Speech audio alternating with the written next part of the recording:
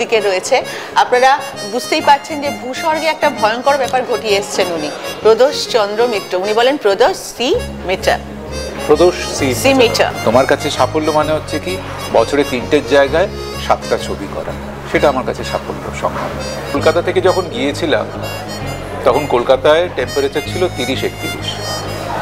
সকালবেলা ফ্লাইট ধরলাম, সন্ধেবেলায় গিয়ে যখন বিকেলবেলায় গিয়ে যখন সোনমার্গ পৌঁছলাম তখন -8। রাত্রেবেলায় সেটা নেমে গেল -11। পরদিন সকালবেলায় কাজ, সকালবেলায় ঠান্ডায় তখন -8-9। স্নান করলাম, স্নান করে ড্রেস করে মেকআপ করে গিয়ে দেখি হাঁটু পর্যন্ত চারিদিকে বরফ। টোটাদা ওয়েলকাম টু আজকাল.in। Thank you. এই যে বসে আছে সামনে, একটা রহস্য গন্ধ চতুর্দিকে রয়েছে। আপনারা বুঝতেই পারছেন যে ভূস্বর্গে একটা ভয়ঙ্কর ব্যাপার ঘটিয়ে এসেছেন উনি, প্রদোষ চন্দ্র মিত্র। উনি বলেন প্রদোষ সি মিত্র। প্রদোষ সি মিত্র, প্রদোষ চন্দ্র মিত্র নয়, প্রদোষ সি মিত্র, বাংলায় প্রদোষ চন্দ্র মিত্র। আচ্ছা, এই যে ফেলুদা প্রদোষ সি মিটার বলতেন, তুমি তো ছোটবেলা থেকেই ফেলুদার ভক্ত, তুমি কি জানো যে কেন উনি প্রদোষ সি মিটার বলতেন? হ্যাঁ, এটা ইংরেজরা যেভাবে বাঙালিদের নাম সেই সময় 60 এবং 70-এর দশকে বাঙালিদের যখন তারা সাহেবী কোম্পানিতে কাজ দিতেন বা যে বাঙালিরা করতেন, মিত্রটা তখন মিটার হয়ে যেত। ওদের জীবের মিটারে যেন বসে সেই কারণে মিটার করে নিতেন, ডাকে ড করে নিতেন, অনেক রকম, বন্দ্যোপাধ্যায়কে ব্যানার্জি করে নিতেন। ফেলুদার মধ্যে সেই সাহেবী ব্যাপারটা, কেতাদুরস্ত ব্যাপারটা ছিল। তার কারণ ফেলুদাকে স্বয়ং শ্রী সত্যজিৎ রায়, তার মধ্যে উনি যেভাবে ইংরেজিটা বলতেন, আমার ধারণা অনেক ইংরেজিটা সেরকমভাবে বলতে পারতেন না। কাজেই ওনার কথাবার্তায় বলে না, আমার মনে হয় আমার দেখা সেরা ইন্টারন্যাশনাল বাঙালি, যার মধ্যে অদ্ভুত এক বাঙালিয়ানা, তার স্মার্টনেস, তার মেধা, তার লেখনী, তার চিন্তা শক্তি সব বাঙালি, অথচ তার কথাবার্তা, তার ডিসিপ্লিন, তার আদব কায়দা সাহেবী। এই যে একজন মানুষ যে আমাদের কাছে আইডল, হ্যাঁ, এবং আমরা বুঝতে পারছি যে আজকে ফেলুদা হচ্ছে সত্যজিৎ রায় এবং লেখাটাও তার, এবং তোমার কাছেও সত্যজিৎ রায় একজন আইডল এবং ফেলুদা হচ্ছে তোমার স্বপ্নের চরিত্র। এই ধরনের চরিত্রগুলোর প্রিপারেশন নেওয়ার জন্য কি করতে হয়? মানে আরো বেশি কনসেন্ট্রেশন তো থাকেই, কিন্তু ব্রেনটাকে বেশি খাটাতে হয় না মনটাকে? আমার মনে হয় ফেলুদাকে উপলব্ধি করতে গেলে হৃদয় দিয়ে উপলব্ধি করতে হবে। সেই জন্যই আমি জিজ্ঞেস করি, কারণ ফেলুদা আবেগ, ফেলুদা কোনো চরিত্র নয়। ফেলুদাকে স্টাডি করা যায় না, ফেলুদাকে ফিল করতে হবে। আমিও সেরকম, আমার প্রিপারেশনও সেরকম। ছোটোবেলা থেকে আমরা ফেলুদাকে, সৌভাগ্যবশত সৃজিত এবং আমরা দুজনেই প্রায় সমবয়সী। কাজেই ফেলুদাকে আমরা যেভাবে দেখে এসেছি ছোটোবেলা থেকে আমাদের শৈশবে, এবং আমাদের সঙ্গেও যারা 70 দশকে বা 80 দশকে যারা জন্মেছেন, তারা যেভাবে ফেলুদাকে পেয়েছেন, দেখেছেন, পড়েছেন, আমাদের চিন্তাধারাটা অনেকটা একেবারেই স্বতন্ত্র এবং একটা সাবেকিয়ানা ঘেঁষা। কাজে আমরা ফেলুদাকে সেইভাবেই দেখতে চাই। অথচ ফেলুদার মধ্যে সত্যজিৎ রায় যেটা লিখে গেছেন টেক্সটে, সেই ছোট সেটা ফেলুদা সুলভ অনুসন্ধিৎসা নিয়ে কিন্তু বার করতে হবে। উনি কিন্তু অনেক কিছু লিখে গেছেন, সেইগুলো আমাদের মাথায় রাখতে হবে। অনেকে সেই টেক্সটটা ঠিকমতো পড়েন না। অনেকে আমি দেখেছি কমেন্ট করেন আমাদের পোস্টে, তখন স্পষ্ট মনে হয় এরা কিন্তু টেক্সটটা পড়েনি বা সেই চোখ দিয়ে দেখেনি। অনেক ছোট ক্লুজ উনি রেখে গেছেন যে ফেলুদাকে কিভাবে উনি দেখতেন, আমরা কিন্তু সেইটাই ফলো করছি। কাজেই আমার কাছে ফেলুদা পড়ে বড় হওয়ার একটা যে সুবিধে, আর ফেলুদাকে আইডলাইজ করে আমার প্রথম সুপার হিরো আমার কাছে, আমার এক বালকের কাছে। সেটাই তোমার নস্টালজিয়াটা একটু শুনবো ফেলুদাকে নিয়ে। আমার 7 বছরের জন্মদিনে আমি বাদশাহী আংটি চটি বইটি উপহার স্বরূপ পাই, এবং সেই বয়সে ফেলুদা পড়ার কোনো কারণ নেই, কারণ অনেকটাই ছোট। কিন্তু আমি নাকি এমনি এই ধরো মিস্ট্রি বা রহস্য কি ছোটবেলা থেকেই তোমার ভিতর পড়ার একটা ইচ্ছে ছিল? আমার ফ্যান্টাসি খুব ভালো। তার ফ্যান্টাসি ভালো লাগার কারণটা হচ্ছে আমরা সেই জেনারেশনে যারা তখনও ঠাকুরমার ঝুলি পড়েছি, সেটা হচ্ছে বাঙালি রূপকথা। তো সেইটা তখন পড়িনি মানে কি, আমাদের শোনানো হয়েছিল, সেই গল্পগুলো পড়ে পড়ে শোনানো হয়েছিল। রাজপুত্র, রাজকন্যা, ব্যঙ্গমা ব্যঙ্গমী, এদের গল্প, বিক্রম বেতাল। হ্যাঁ, তো আমার একদম ঠাকুরমার ঝুলি শুনে বড় হওয়া। পরবর্তীকালে আমাদের যারা যারা ছিলেন, যেমন প্রথম যাকে মনে হয়েছিল যে অসম্ভব শক্তিধর, তিনি হচ্ছেন বাঁটুল দিগড়ে, হ্যাঁ, বা অরণ্যদেব, নন্টে ফন্টে। নন্টে ফন্টে তো একটু অন্য ধারার, হ্যাঁ। হিরো ওয়ার্শিপটা অরণ্যদেব ছিল, অরণ্যদেব ছিল। কিন্তু ছোটবেলায় গিয়ে অরণ্যদেব পড়তে দিত বাড়িতে? আমি তো পড়তাম, আমাদের তো পড়তে দিত না। আমাকে সেই ব্যাপারে সব ছাড় দেওয়া হয়েছিল। ওই ইন্দ্রজাল কমিক্স পড়তাম, অমরচিত্র কথা পড়তাম, পড়ার যে কোনো জিনিস পেলে পড়তাম, টিনটিন, অ্যাস্টেরিক্স, এগুলো সব কিছুই পড়তাম। কিন্তু 7 বছর বয়সে আমার পড়ার ধরনটা আমূল বদলে গেল, কারণ আমি জন্মদিনে পেয়ে গেলাম বাদশাহী আংটি, এবং সেটা ধরে ধরে পড়তে পড়তে তখন অতটা বুঝিনি, কিন্তু যতটুকু বুঝেছি তাতে করেই এবার বায়না শুরু, আরও দাও ফেলুদার বই কিনে, আরও দাও। সেই সময় রায় সাহেব প্রত্যেক পুজোতে একটা পত্রিকায় একটা করে ফেলুদার গল্প বেরোতো, এবং সেই পূজাবার্ষিকী আমি বাবার সঙ্গে কাড়াকাড়ি করে পড়তাম। সেই থেকে আগে ফেলুদার মানে রহস্যটা জানবে, দিতে হবে, কান্নাকাটি, চিৎকার চেঁচেমেচি করে আমি ঠিক জোগাড় করতাম ওটা আমি আগে পড়বো। তো তারপর যখন সৃজিত আমাকে তার নারেশনটা বা তার চিন্তাধারাটা বললাম, আমি একটু ইন্টারাপ্ট করি টোটাদা, সেটা হচ্ছে যে ওই 7 বছর বয়সে তোমার ফেলুদার কোন জায়গাটা সব থেকে বেশি তোমাকে টেনেছিল বা ইন্টারেস্টিং মনে হয়েছিল? সাহস। আচ্ছা, হ্যাঁ, ফেলুদার সাহস, যে সাহস সততা থেকে আসে, সেই সাহসটা কিন্তু ডেয়ারিং নয়, জেনারেল নলেজটাও তার পাশে। মেইন যেটা মনে হয়েছিল সাহস, যেটা সততা থেকে আসে, যে সাহসের উৎস সততা, সেই সাহসটা, সেই দৃঢ়চেতা ব্যাপারটা প্রথমে খুব ভালো লেগেছিল। তখন তো এত পরিষ্কারভাবে যে চিন্তাধারা বা ভাবনাটা ব্যক্ত করতে পারতাম না, কিন্তু কোথায় ওই চরিত্রে ওই ঋজুতা আমাকে খুব আকৃষ্ট করেছিল। মানে মনে মনে তখন তুমি ফেলুদা না তোপসে? তখন তোপসে, অবশ্যই তোপসে। ওই 20-22 বছর বয়সের পর তখন নিজেকে ফেলুদা ভাবতে শুরু করলাম। রহস্যের পেছনে কখনো দৌড়েছো?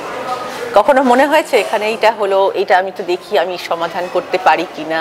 সেরকম মনে হয়নি, তবে ফেলুদা পড়ার পর পর্যবেক্ষণ ক্ষমতাটা একটু হলেও বেড়েছে। কারণ আমরা অনেক সময় দেখি, কিন্তু পর্যবেক্ষণ করা, যেটা সঠিকভাবে দেখা, যে আচ্ছা ক্যামেরাটা এখানে লাগানো হয়েছে, তার উপরে একটা লাইট আছে, তার পাশে 4টে ছবি আছে, এখানে তোমার ফোন আছে, এখানে একটা লেবেল দেওয়া আছে।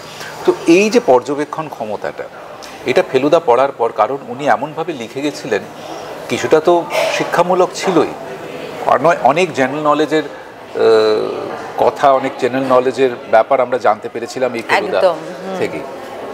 তো সেটা তো ছিলই, অবশ্যই ছিল, কিন্তু পর্যবেক্ষণ ক্ষমতাটা বেড়ে যায়, যেটা পরবর্তীতে আমার অন্যান্য কাজে লাগে। বিশেষ করে অভিনেতা হিসেবে আমাদের সবসময় পর্যবেক্ষণ করে যেতে হয়, আচার ব্যবহার, বডি ল্যাঙ্গুয়েজ, কথাবার্তা, কোন কথার পরিপ্রেক্ষিতে কে কীভাবে তার প্রত্যুত্তর দেন, এগুলো সব পর্যবেক্ষণের মধ্যে আসে। তো অবশ্যই ফেলুদা পড়ার পর এই দিকটা একটু আমার হয়তো বিকশিত হয়েছিল। তো দার্জিলিং জমজমাট হচ্ছে প্রথম, তো সেই সময় প্রচুর বিতর্ক হয় ফেলুদাকে নিয়ে, অনেক কিছু হয়। এই জায়গাগুলো কিভাবে তুমি দার্জিলিং জমজমাট বলছো? প্রথম ওয়েব সিরিজ না, প্রথম ওয়েব সিরিজ ছিল ছিন্নমস্তার অভিষেক। হ্যাঁ হ্যাঁ, দেখো, ফেলুদা যে মানুষকে পোলারাইজ করে, এটা আমার ধারণা ছিল, কিন্তু এইভাবে করে সেটা কিন্তু ছিন্নমস্তা করার পর বুঝলাম। কারণ ফেলুদা কি, কারা ফেলুদা হয়েছে? তোমার আগে অনেকে ফেলুদা হয়েছেন, মানে সব থেকে যেটা আইকনিক সেটা হচ্ছে সৌমিত্র চট্টোপাধ্যায় এবং সব্যসাচী চক্রবর্তী। এই দুটো পাহাড়, তার মাঝখানে সংকীর্ণ এক রাস্তা, সেই রাস্তা দিয়ে আমাকে চলতে হয়েছে একটা ব্যালেন্স বজায় রেখে। প্রথমটাতে বেশ অসুবিধা হয়েছিল, কারণ বুঝতে পারছিলাম না যে কি করব, মানে কোন দিকটায়। তখন ব্যাপারটা হচ্ছে ফেলুদা হতে হবে, ফেলুদাকে উপভোগ করতে হবে, সেটা অনেক পরে এসেছে। ফেলুদা হতে হবে। এবার সমস্যাটা কি, প্রত্যেকের মনে ফেলুদা এক এক রকমের ছবি আঁকা আছে। ছবি থেকে একটু এদিক থেকে ওদিক গেলে তারা স্রষ্টাকেও ছেড়ে কথা বলে। ফেলুদার চরিত্রে যারা যারা অভিনয় করেছে তারা জীবনের কোনো না কোনো সময় ফেলুদা করার জন্য সমালোচিত হয়েছে, ইনক্লুডিং শ্রী সত্যজিৎ রায়। তুমি প্রমাণ চাও, আমি প্রমাণ দেবো তোমাকে। তুমি যদি নয়ন রহস্যের প্রথম পরিচ্ছেদটা পড়ো, সেখানে প্রচ্ছন্নভাবে আক্ষেপ প্রকাশ করেছেন সত্যজিৎ রায় একটা পুরো পরিচ্ছেদ জুড়ে। এটা আমি অন্য কোনো বইতে কোনো লেখক তার চরিত্রের মাধ্যমে এই প্রতিবাদ বা এই জবাবদিহিটা করেনি। উনি স্পষ্ট লিখেছেন, আমি তো লিখেছি কিশোরদের জন্য, তাদের বাবা, কাকা, জ্যাঠা, মামা, মেশোদের জন্য নয়। তো তাকেও সমালোচিত হতে হয়েছিল, কারণ উনি একটা সরলীকরণ করেছিলেন ফেলুদাকে। কারণ উনি সবসময় চেয়েছিলেন যে আমি কিশোর মনস্ক যারা আছেন তাদেরকে আমি কলুষিত করব না আরও বিভৎস ধরনের বা বিভিন্ন ধরনের ক্রাইমের দ্বারা। ওর ক্রাইমগুলো দেখবে খুব একটা খুব স্ট্রেট ফরওয়ার্ড ক্রাইম হতো, চুরি হতো, একটা খুন হতো, ব্যাস এইটুকু। কিন্তু ক্রাইমের যে বিভৎসতা, সেটা থেকে উনি কিন্তু সবসময় রক্ষা করার চেষ্টা করতেন ওনার কিশোর পাঠককে। তাতে করে ওই ৮০-র দশকে অনেকেই সমালোচনা শুরু করেন, যার জবাব হিসেবে উনি ওই নয়ন রহস্যের প্রথম পরিচ্ছেদে খুব স্পষ্টভাবে ফেলুদা, জটায়ু এবং তোপসের মাধ্যমে উত্তরটা দেন। কাজেই স্রষ্টাকে যখন ছাড়েনি তখন আমাকে ছেড়ে কথা বলবে, এটা ভাবা তো বাতুলতা মাত্র। একদমই তাই। তোমার আজকে যে গেট আপটা সেটা তো একদম ফেলুদা, এমনকি হেয়ার কাটটাও বোধহয় ফেলুদার মতো। একদম। কিন্তু একটা কথা বলো তো, আমি যতদূর জানি ব্যক্তিগত জীবনে তুমি স্মোক করো না, অথচ ফেলুদা চেইন স্মোকার। এই জায়গাটাকে কিভাবে? না, চেইন স্মোকার ছিল না, ফেলুদা প্রথমে স্মোকার ছিল, কিন্তু পরবর্তীতে আমরা দেখতে পাই, এক্স্যাক্টলি এই মুহূর্তে কোন গল্পে আমার মনে পড়ছে না, কিন্তু লালমোহন বাবু তোপসেকে বলছে তোমার দাদা কি সিগারেটটা বলে এখন অনেকটাই কমিয়ে দিয়েছে, দিনে 2টো করে। আচ্ছা, এটাও লেখা আছে। দেখো, আমরা কোনোদিন টেক্সটের বাইরে যাব না, সে যে যাই বলুক, আমার কোনো শোনার দরকার নেই। সত্যজিৎ রায় লিখে গেছেন, আমি সেটাই ফলো করব। এই ব্যাপারে সৃজিতকেও বলা আছে যে মানিকবাবু যেটা লিখে গেছেন আমি কিন্তু সেখান থেকে এক বিন্দুও নড়ব না। ও বলে আমি তোমাকে নড়তেও দেবো না। ও সেরকম স্মোক করতে হয়েছে। সৃজিত মুখার্জি যখন ফেলুদা করে, আমার দিনে 16 থেকে 18টা সিগারেট খেতে হয়। মানে তুমি খেয়েছো? খেতে হয় শটের জন্য। মানে সত্যি কি ইনহেল করেছো? হ্যাঁ, করতে হবে, ছাড়বে না ও, ছাড়বে না। না, তুমি এত হেলথ কনসিয়াস, আমি তো ভাবতেই পারছি না যে এটা শুধুমাত্র ফেলুদার জন্য। তারপরে কি তোমার যোগ ব্যায়ামটা আরো বেড়ে গেছে সেটাকে? না, তবে হ্যাঁ, আমরা যে যে জায়গায় যাই সেখানে যেহেতু বাইরের দিকে আবহাওয়াটা খুবই পরিষ্কার পরিচ্ছন্ন থাকে, সেখানে নিঃশ্বাস প্রশ্বাস নিলে পরে অন্তত ওই যে দোষটা যেটা আমাদের, মানে যেটা বদগুণটা যেটা আসে আর কি, সেটা মানে চলে যাবে। ইল এফেক্টসটা আমি শরীর থেকে খুব তাড়াতাড়ি নিষ্কৃত হয়। তো সেটার থেকে আমি সেটাতে মন দিইনি, তাতে শরীরের কতটা ক্ষতি হবে কতটা, ওটা না। কারণ ফেলুদা এখন না, মনের জোর থাকলে কেন অভ্যেস হবে? আচ্ছা, মনের জোরটা থাকতে হবে, সেটাও তো ফেলুদার চারিত্রিক বৈশিষ্ট্য। মানে জোটা রায়চৌধুরী যে কোনো অভ্যাস অ্যাডাপ্ট করতে পারে, আবার মুহূর্তে সেটাকে ছুঁড়ে ফেলেও দিতে পারে। একদম, এটা পারি। আচ্ছা, এটা খুব। এই অনুশীলনটা কিভাবে এলো? এই ইন্ডাস্ট্রি থেকে নাকি এটা প্রথম থেকেই? এটা প্রথম থেকেই ছিল। আমার নিজের উপর, মানে আমার আত্মবিশ্বাসটা প্রথম থেকে একটু বেশি, যে আমার মনে হয়, মানে অন্য ক্ষেত্রে হয়তো না, সব ক্ষেত্রে না, কিছু কিছু ক্ষেত্রে যেটা আমার গ্রিপের মধ্যে আছে, যেটা আমাকে করতে হবে সেটা আমি করতেই হবে। কারণ যদি না করতে পারি আত্মগ্লানি অনুভব করি, তখন মনে হয় কি আমি এটা করতে পারলাম না, এটা আমাকে পরাজিত করলো, পর্যুদস্ত করলো, এটা আমি সহ্য করতে পারি না। মানে এই জায়গা থেকে এমনও তো হয়েছে তোমার অনেক পছন্দের চরিত্র তোমাকে ছেড়ে দিতে হয়েছে? কয়েকটা প্রিন্সিপালের জন্য তো ছাড়তে হয়েছে, কারণ আমি কয়েকটা জিনিস খুব মেনটেন করে চলি, যে খুব এক্সপ্লিসিট সিন, যেগুলো খুব কি বলবো, মানে যেগুলো খুবই ইন্টিমেট সিনস আমি করি না। তাতে বেশ কয়েকটা ছবি আমার হাত ছাড়া হয়েছে। করব না, আক্ষেপ হয় না? না, যদি ওটাই শর্ত হয়, যদি আমার অভিনয়ের থেকে, অভিনয়ের করার চেয়েও বড় শর্ত হয় যে একটা শয্যাদৃশ্যে অভিনয় করতে হবে, সেটা আমার অভিনয় সত্তাকে যদি ছাপিয়ে যায়, তাহলে সেই ছবি না করাই ভালো। তাহলে বোঝা যাচ্ছে যে পরিচালক কি দেখাতে চাইছেন, আমি যখন পর্দায় মার্ডার করছি, আমি কি সত্যি সত্যি মার্ডার করি? অ্যাক্টিং তো। তাহলে যখন চুম্বন দৃশ্য থাকে বা শয্যা দৃশ্য থাকে, তাহলে এতটা এতটা রিয়েল, মানে কি বলবো, এত এক্সপ্লিসিটলি কেন দেখাতে হবে? এটা তো অন্যভাবেও দেখানো যায়। তার মানে কি আমার বক্তব্য কিছু নেই বা আমার দেখাবার কিছু নেই, আমি এটা দিয়েই বিক্রি করছি। আমার এই চিন্তাধারাগুলো একেবারে অসহ্য লাগে, একেবারে অসহ্য লাগে। আমার মনে হয় সেখানে কোথাও যেন পরিচালক তার সত্তার সঙ্গে, তার শিল্পী সত্তার সঙ্গে তঞ্চকতা করছে। অন্যভাবেও দেখানো যেতে পারে বলে আমার বিশ্বাস। অন্যরা হয়তো তাদের অন্য মতামত, কিন্তু আমি এইরকম অনেক ছবি আমার কাছে অফার এসেছে, আমি পত্রপাঠ না করে দিয়েছি এবং সেই ছবিগুলো হিটও হয়েছে, কিন্তু ওই আমার প্রিন্সিপাল থেকে আমি নড়ব না। এই যে ধরো ফেলুদার সৃজিতের সঙ্গে তুমি কাজ করছো এই সিরিজে, তো এই যে কাজ করতে করতে সৃজিত যেমন বলেন যে উনি নিজের জন্য ছবি বানান, নিজের কথা ভেবে ছবি বানান, সেই এক্সপিরিয়েন্সটা তোমার কেমন? সৃজিতের বহু ছবি আমরা দেখেছি অন্যরকম, আর ফেলুদা করতে এসে সৃজিত কেমন? ফেলুদা সৃজিত মুখার্জি করেন 14 বছরের রিজু মুখার্জির জন্য। সেই 14 বছর বয়সে যখন সৃজিত মুখার্জির ডাকনাম ছিল রিজু, যে বাবার কাছে আবদার করে চটি বইগুলো পড়তেন, সেই রিজুর জন্যে সৃজিত মুখার্জি ফেলুদা বানান, সেই 14 বছর বয়সের কিশোরটির জন্য। কাজেই ওর একটা পিওরিটি উনি সবসময় দেখায়। অনেক সময় একটু সেটাই জানতে চাইছি, অনেক সময় সেখান থেকে সরে গেলেই 14 বছর বয়সী ছেলেটি তাকে একটা ধমক দেয়, বলে তুমি কিন্তু আমার স্মৃতিটাকে নষ্ট করছো সৃজিত মুখার্জি, আমার কিন্তু কোনো অধিকার নেই আমার স্মৃতিটাকে নষ্ট করার, ফিরে এসো পথে, আমি যেটা চাইছি সেটা করো। এটাই হচ্ছে সৃজিত মুখার্জি। এই প্রচন্ড ঠান্ডায় কাশ্মীরে তোমার শুটিং এর অভিজ্ঞতা কেমন? নিদারুণ। নিদারুণ মানে আমি তো জানি, মানে মারাত্মক মানে অবস্থা ছিল সেখানে। আমি কলকাতা থেকে যখন গিয়েছিলাম তখন কলকাতায় টেম্পারেচার ছিল 30-31। সকালবেলা ফ্লাইট ধরলাম, সন্ধেবেলায় গিয়ে যখন বিকেলবেলায় গিয়ে যখন সোনমার্গ পৌঁছলাম তখন -8। রাত্রেবেলায় সেটা নেমে গেল -11। পরদিন সকালবেলায় কাজ, সকালবেলায় ঠান্ডায় তখন -8-9। স্নান করলাম, স্নান করে ড্রেস করে মেকআপ করে গিয়ে দেখি হাঁটু পর্যন্ত চারিদিকে বরফ। সেই বরফের মধ্যে শ্যুট করার অভিজ্ঞতা অসাধারণ, অসাধারণ, অসাধারণ। কষ্টটা তখন ভুলে গেছি ওই নৈসর্গিক দৃশ্য দেখে।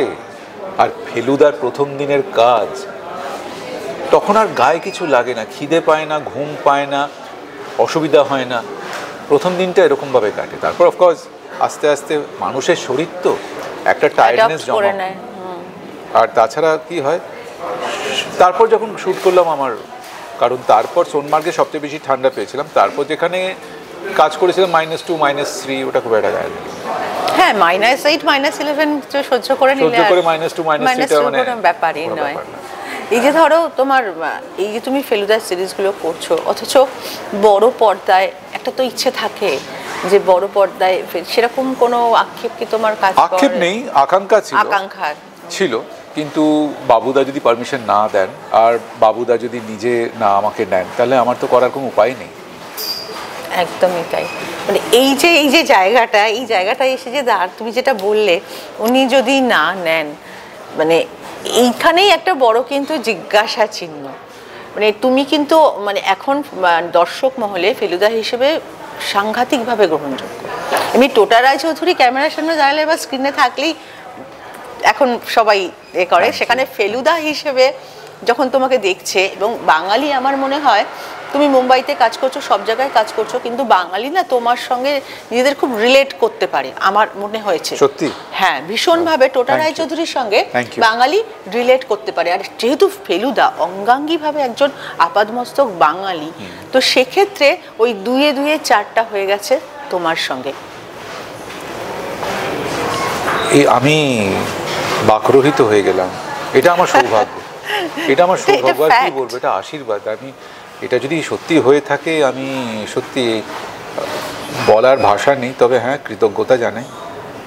আর আমি বরাবরই আমার বাঙালি সত্তা নিয়ে খুবই গর্বিত এবং সবসময় সেটা পুরোভাগে তুলে ধরি যে আমি বাঙালি, এটা আমার সবচেয়ে বড় পরিচয়, আমার গর্বের পরিচয়। এটা আমি বম্বেতে গিয়েও বলি যে I am a product of the Bengali film industry. আমি যা শিখেছি বাংলা ফিল্ম ইন্ডাস্ট্রি থেকে শিখেছি। আমার যারা বানিয়েছেন তারা বাঙালি দর্শক, কাজেই আমার ফার্স্ট প্রেফারেন্স সব সময় বাংলা ফিল্ম ইন্ডাস্ট্রি থাকবে। এটা আমি সদর্পে বলি, ওখানে ওরাও জানে। আমার ম্যানেজার ওখানে আমাকে বহুবার বলেছিলেন যে আপনি কেন মুম্বাইতে এসে বসবাস করছেন না, রকি রানির পর এত ভালো একটা কাজ করার পর আপনি তো কাজে ভরে যেতেন। বললাম যে তোমার কাছে যেটা সাফল্যের সংজ্ঞা, আমার কাছে সেটা সাফল্যের সংজ্ঞা নয়। আমার সাফল্যের সংজ্ঞা হচ্ছে আমি আমার জায়গায় থেকে, আমার পরিবার পরিজনদের সঙ্গে থেকে আমি আমার টার্মসে সফল হব, কাজ করব, সেটাই আমার কাছে সাফল্য। তোমার কাছে সাফল্য মানে হচ্ছে কি বছরে 3টের জায়গায় 7টা ছবি করা, সেটা আমার কাছে সাফল্য সংজ্ঞা। ছোটবেলা থেকে তুমি তো ফেলুদা পড়েছো 7 বছর বয়স থেকে, আর সেটা যখন পর্দায় তোমাকে করতে হচ্ছে, দুটোর মধ্যে কতটা তফাৎ বলে আছে বলে তোমার মনে হয়? কতখানি ইম্প্রোভাইজ করতে হয় বা কতটা সরতে হয়, বা কিংবা একই জিনিস ধরে রাখার জন্য কতটা পরিশ্রম করতে হয়?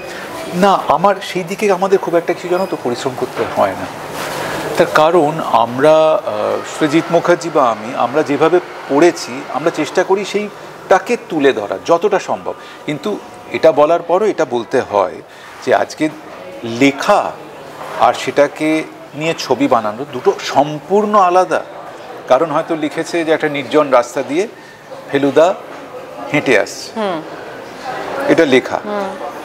এবার আমাকে তো দেখাতে হবে পুরো রাস্তাটা। সেই রাস্তাটা উনি লিখেছিলেন হয়তো 1987 সালে। আজকে 2024-এ গিয়ে রাস্তাটা তো আমূল পরিবর্তন ঘটেছে। সেখানে আজকের দিনের একটা প্রোডাক্টের হোর্ডিং আছে, পাশ দিয়ে আজকের দিনে একটা গাড়ি চলে যাচ্ছে, এদিক থেকে যে লোকটা রাস্তাটা ক্রস করছে সে আজকের দিনে ফ্যাশন পরে আছে। অথচ আমি কিন্তু বানাচ্ছি পিরিয়ড পিস। আর বাজেটটা হচ্ছে আমাদের বাংলা ছবির ওটিটির, মানে বাংলা ওটিটির বাজেট আমরা পাচ্ছি বা বাংলা ছবির বাজেট আমরা পাচ্ছি। সেটা অসম্ভব কষ্টসাধ্য একটি বিষয়, তবুও আমরা ধরে রাখার চেষ্টা করি। তারপর ধরো আজকে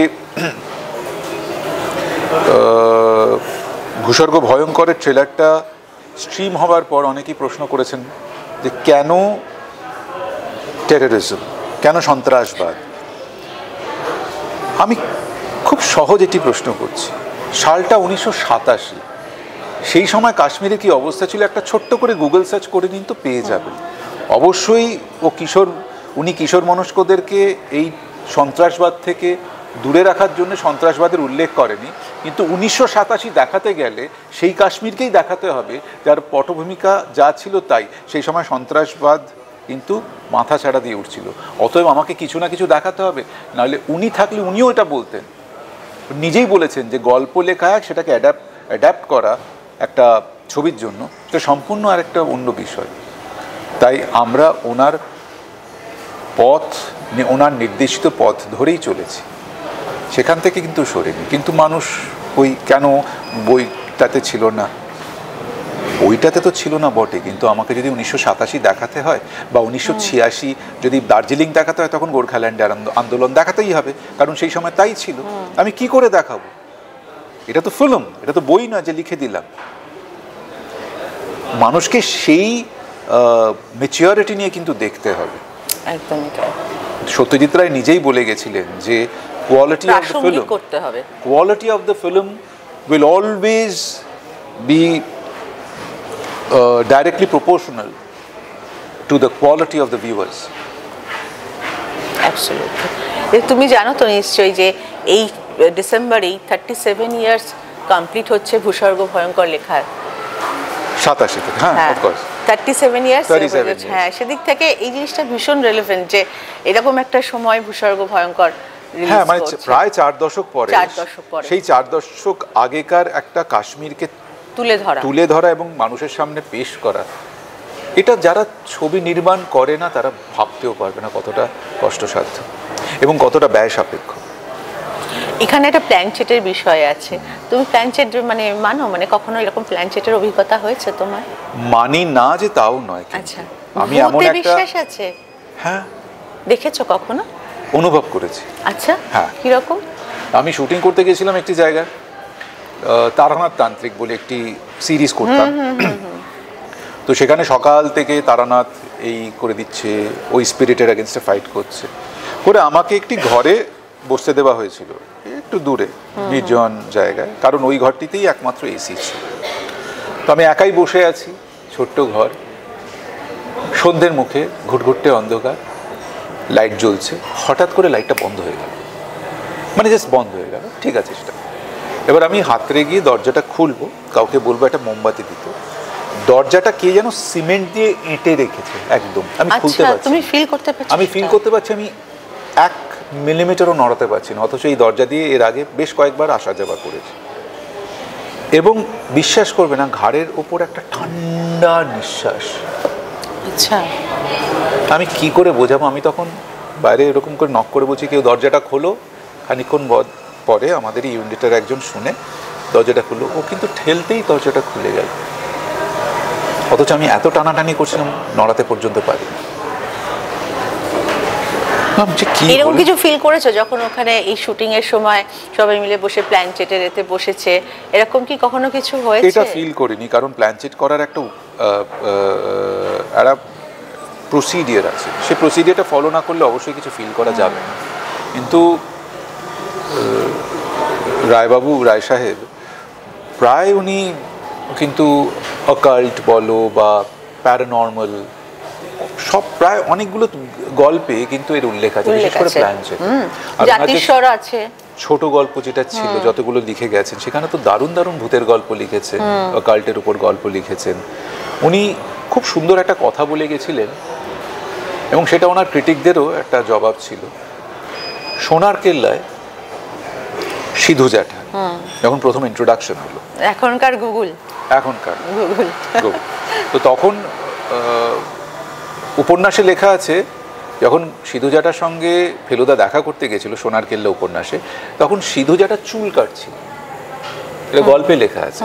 কিন্তু উনি কি করলেন, উনি দেখালেন সৌমিত্রবাবু, মানে উনি গেলেন হরেন্দ্রনাথ বাবুর কাছে জানতে, এবং সেখানে কিন্তু সিধু জ্যাঠার মুখে একটা অপূর্ব ডায়লগ, যেটা আজীবন আমি মনে রাখবো, সেটা হচ্ছে, তুমি ডিটেকটিভ হয়েছো, মনের জানলাগুলো খোলা রাখবে, আলো বাতাস আসতে দেবে। সোনার কেল্লা আরেকবার দেখে নিন, ওই জায়গাটা ভালো করে উপলব্ধি করুন, বারবার দেখার মতো ছবি। হ্যাঁ, উনি কিন্তু ওটা বলে গেছেন, মনটাকে খোলা রাখবে, দরজা জানলা খোলা রাখবে, নানান বাতাস, আলো বাতাস মানে কি, দ্য উইন্ডস অফ চেঞ্জ, এটা আসবেই। মনটাকে প্রস্তরের মতো শক্ত করে রাখবে না, নরম করো, বোঝো, চেষ্টা করো, উপলব্ধি করো। সেই কারণে ওনার মাঝে মাঝে ওকাল্টে ফিরে যাওয়া, মাঝে মাঝে সুপার ন্যাচারালে ফিরে যাওয়া। তো এই উনি যে যে গল্প লিখেছেন ভাবা যায় না। আর এলিয়েন তো প্র্যাকটিক্যালি ওনার খসড়া, উনি তো লিখেছিলেন হলিউডে ছবি করবেন বলে, তাই না? তো এই মন খোলা মন উনি রাখতেন। তো আমি এটাই বলবো সব সত্যজিৎ ভক্তকে, যে মনটা খোলা রাখবেন। অযথা সেই মানুষটাকে টেনে এনে মানুষের খুঁত ধরাটা আমার মনে হয় ঠিক নয়, কারণ উনি থাকলে পরে উনি কিন্তু এটা অ্যালাউ করতেন না। একটু অন্য প্রসঙ্গে আসি, দক্ষিণী ছবিতে কাজ করা নিয়ে তোমার, কলকাতা থেকে অনেকেই এখন সমস্ত অভিনেতা অভিনেত্রীরা দক্ষিণে কাজ করছেন এবং বলছেন ওটা একটা ভার্স এবং ভীষণ প্রফেশনাল একটা জায়গা। তুমি কি ভাবছো? অলরেডি চলে গেছো? না, আমি কয়েকটা করেছি, কিন্তু আমার একটা সমস্যা হচ্ছে যে আমি ভাষাটাকে রপ্ত করতে পারিনি। আচ্ছা, আমি যেহেতু অভিনেতা, আমার ভাব প্রকাশ করাটা কাজের মধ্যে পড়ে। অর্থাৎ আমি যদি আমার ঠিকমতো আমার নিজেকে ব্যক্ত না করতে পারি, যার মধ্যে ভাষা একটি বড় অঙ্গ নিজেকে ব্যক্ত করার, সেটা যদি করতে না পারি, তাহলে তো অভিনয়টা পুরোপুরি পরিণত হতে পারবো না। তো সেই কারণে আমি চেষ্টা করি, খুব পিড়াপিড়ি করলে কেউ হয়তো ভেবে দেখতে পারি, কিন্তু আমার খুব একটা ইচ্ছে নেই। আমি যে ভাষাটা জানি, 3টে ভাষা আমি জানি, সেটা হচ্ছে বাংলা অবশ্যই, ইংরেজি এবং হিন্দি। এই 3টে ভাষা আমি জানি, আমি লিখতে পারি, আমি বলতে পারি, আমি পড়তে পারি। এই 3টে ভাষাতেই আমি কাজ করতে চাই, কারণ যত বয়স বাড়ছে লিমিটেশনগুলো নিজেই বুঝতে পারছি, এটা আমার লিমিটেশন, এটা আমার লিমিটেশন। বলছো তুমি বয়স বাড়ছে, কিন্তু ক্যামেরাও বলছে না, দর্শকও বলছে না। বয়স বাড়ছে, সেই কারণে উপলব্ধিগুলো বুঝতে পারছি যে এখন কি লিমিটেশন কি হয়, নিজেকে মানে যে অঙ্কে ভালো সে শুধু শুধু হিস্ট্রিটা পড়তে যাবে কেন? অনেকে আগে আমাদের সময় বলতো অঙ্ক তো ঠিক আছে, তুই হিস্ট্রিটা পড়। আমার মত হচ্ছে তুমি অঙ্কে বলো, মন দিয়ে অঙ্কটা করো, যাতে তুমি 100তে 100 পাও। হিস্ট্রিটা তুমি কম পেলে কিছু এসে যায় না। আমার কাছে সেটাই হচ্ছে কি ব্যাপার, যেটা আমি পারি সেটা আমি মন দিয়ে করবো, সেটাতে আমি এক্সেল করব। বাকি কি পারলাম না সেটা নিয়ে জীবন কাটাবো না, চিন্তা করব না। যেটা পারি সেটা মন দিয়ে করব। কাজেই আমি যেটা পারি, যে 3টে ভাষা বলতে পারি, তার মধ্যে বাংলা, ইংরেজি, হিন্দি, আমি এই 3টে ভাষার উপর কনসেন্ট্রেট করতে চাই। মূলত বাংলায় বেশি কনসেন্ট্রেট করতে চাই। বাংলা ইন্ডাস্ট্রি কি বলো, প্রশ্ন কি তোমার? সেটা হচ্ছে যে বাংলা ইন্ডাস্ট্রি সম্পর্কে অনেক কিছুই শোনা যাচ্ছে। এই মুহূর্তে দাঁড়িয়ে বাংলা ইন্ডাস্ট্রির চেহারাটা দুটো দিক আছে, তার মধ্যে নেগেটিভটা অনেক বেশি উঠে আসছে। নেগেটিভটা হচ্ছে একটা ন্যারেটিভ তৈরি হচ্ছে, আমি খুব পরিষ্কার বলে দিচ্ছি। আচ্ছা, একটা ন্যারেটিভ তৈরি করা হচ্ছে। আমি কয়েক বছর ধরে দেখছি যে বাংলা ইন্ডাস্ট্রি সব নাকি খারাপ। তা আমরা চলছি কি করে? এই যে এত বড় একটা অফিস, এত বিশাল অফিস, কতজন কর্পোরেটের আছে পশ্চিমবাংলা, চলছে কিসের উপরে? বাংলা ইন্ডাস্ট্রির উপর বেস করে। তো একটা ন্যারেটিভ তৈরি করা হচ্ছে যে বাংলা ইন্ডাস্ট্রি নাকি সব কিছু খারাপ, কিছুই চলছে না, এবং মানুষ এটা খাচ্ছে বেশি। এখন তো নিউজ খাওয়ানোর ব্যাপার আছে, তো খাচ্ছে বেশি। তা নয়, বাংলা ইন্ডাস্ট্রি যথেষ্টভাবে চলছে। আমি তোমাকে পরিসংখ্যান দিতে পারি, এই বছর না গত বছরে প্রায় 100টার মতো ছবি রিলিজ হয়েছিল, তার মধ্যে থেকে 10 থেকে 12টা পয়সা তুলতে সক্ষম হয়েছে। একই সময় হিন্দিতে 300টার মতো ছবি রিলিজ হয়েছিল, সেখানে 15টা থেকে 20টা ছবি পয়সা তুলতে সক্ষম হয়েছে। 300টার মধ্যে 20টা আর 100টার মধ্যে 12টা। পরিসংখ্যান বা রেশিওতে কোনটা বেশি? অঙ্ক তো মিথ্যে বলে না। আমি এটাই বলতে চাইছি, বাংলা ছবি চলছে ঠিকই, হ্যাঁ, একটা কারেকশন হচ্ছে। মানুষের বিবর্তনের সঙ্গে সঙ্গে আমাদের ছবি করারও একটা বিবর্তন হচ্ছে। আমরা সেই দিকটা গেজ করার চেষ্টা করছি। সেদিক থেকে তুমি দেখো তো হিন্দিতে কটা চলছে গো। আমাদের 10 গুণ বাজেট নিয়ে কতজন ছবি করছে, মুখ থুবড়ে পড়ছে। এই পুজোতে কি হলো? একটা রাজকুমার রাওর ছবি হলো, আর একটি আলিয়া ভাটের ছবি হলো, জিগরা। দুটো খুব বড় প্রোডাকশন হাউসে। আমাদের দুটো ছবি যেটা খুব ভালো ব্যবসা করলো, বহুরূপী এবং টেক্কা। প্রথম সপ্তাহের পর যখন হিন্দি ছবি দুটো এলো, তখন দুটো ছবিরই হল কমে গেল। শুক্র, শনি, রবি যখন দেখলো যে না, হিন্দি ছবির চেয়ে বাংলা ছবিতে টান বেশি, লোকে যাচ্ছে বেশি, সোমবার থেকে আবার হিন্দি ছবি শো কমিয়ে দিয়ে বাংলা ছবি শো বাড়িয়ে দিল। এটা জয় নয়। কই, এটা নিয়ে তো কেউ বলছে না কিছু কথা, খালি ন্যারেটিভ তৈরি করা হচ্ছে, বাংলা ছবি চলছে না, বাংলা ছবি চলছে না। বাঙালিরাই না বাঙালিদের সহ্য করতে পারে, যথেষ্ট চলছে। চোখ কান খোলা রাখুন, এত বড় একটা টেলিভিশন ইন্ডাস্ট্রি রমরম করে চলছে। 4-4টে ওটিটি প্ল্যাটফর্ম আমাদের এখানে। কোন ভাষা বলতে পারে যে আমাদের 4টে ওটিটি প্ল্যাটফর্ম আছে? বলো তো। পাঞ্জাবি বলতে পারে, মারাঠি বলতে পারে, বাংলা বলতে পারে, কিন্তু সেটা নিয়ে কেউ বলবে না। একটা ন্যারেটিভ তৈরি করে দেবো যে বাংলা ছবি চলছে না। বাহ, মানে এইটা না খুব ডিসগাস্টিং মনে হয়। বাংলার অনেক কিছু ভালো আছে, সেগুলোর দিকে তাকাও না। এটা তো হলো ফিল্ম মেকিং এর কথা, কিন্তু বাংলা ইন্ডাস্ট্রিতে এখন যে অভিযোগগুলো উঠে আসছে, যে সেগুলো তো দেখো, সেগুলো আমাদের আঘাত করে, আহত করে। আমাদের এটা হচ্ছে ইন্টারনাল ডিসএগ্রিমেন্ট, ইন্টারনাল। এগুলো কিন্তু আলোচনার মাধ্যমে আমরা ঠিক করে নেব। কিন্তু বাইরের থেকে বারবার লোকে যদি ইন্ধন নিক্ষেপ করে এবং আমাদের মধ্যে আরো ওই একটা বিভেদ সৃষ্টি করার চেষ্টা করে, সেটাতে আমার আপত্তি। কোন ফ্যামিলিতে ফ্রিকশন হয় না বলতে পারো? ফ্যামিলিতে ফ্রিকশন হবে পরিবারের মধ্যে, পরিবারের কিছু সদস্যদের সঙ্গে অন্য সদস্যদের অনেক সময় মনোমালিন্য ঘটে। শুধু পরিবারের মধ্যে থেকেই আমরা ঠিক করব, বাইরে থেকে তো আমরা সালিশি করাতে আনবো না কাউকে। আমাদের ইন্টারনাল ডিসএগ্রিমেন্টগুলো আমরা নিজেরাই ঠিক করে নেবো। কিন্তু আমাদেরকে ছেড়ে দিন, কয়েকদিনের মধ্যে আমরা নিজেরাই ঠিক করে নেব। সো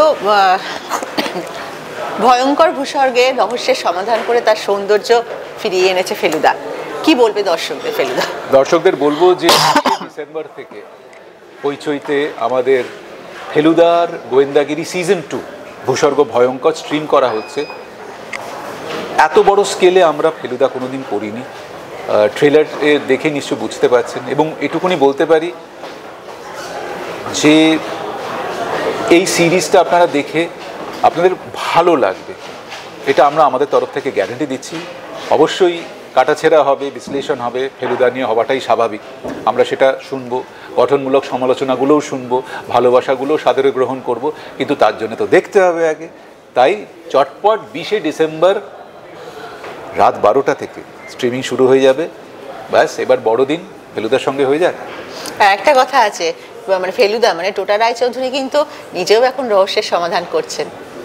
যেমন রহস্য থাকলে চলে আসবেন টোটাদার কাছে, সমাধান পেয়ে যাবেন।